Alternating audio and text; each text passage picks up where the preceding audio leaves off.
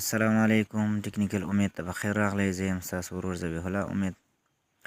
دوستانو په نننۍ ویډیو کې زده کوو چې څنګه کولی شو لایف ویډیوګانې په ډیر کم انټرنیټ سره وګورو. لایف کرکټ وګورو چې ډیر کم انټرنیټ مصرف کړي. زه تاسو ته دوه طریقې ښیم. که چیرته تاسو په یوټیوب کې ګورئ هغه طریقه هم درته ښیم، او که چیرته غواړئ په فیسبوک کې لایف میچ وګورئ نو هلته هم سیټینګ ښیم تر څو لږ مصرف وکړي. راځو زه یو ویډیو ګورم دلته.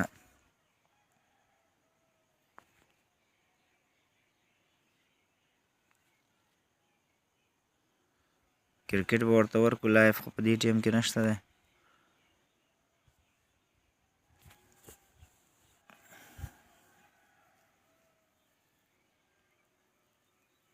دا وګورئ دوستانو، دلته زه یو ویډیو چالانوم چې هره ویډیو وي.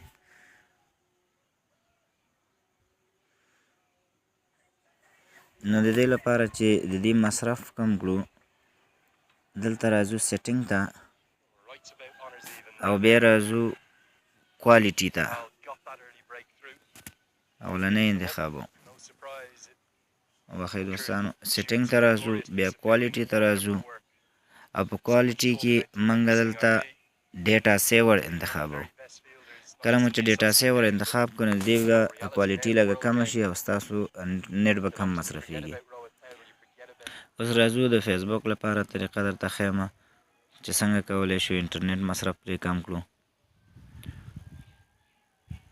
تاسو به خپل فیسبوک خلاص کړئ، دغه درې خطونو ته به راشئ، بیا به سیټینګ ته راشئ.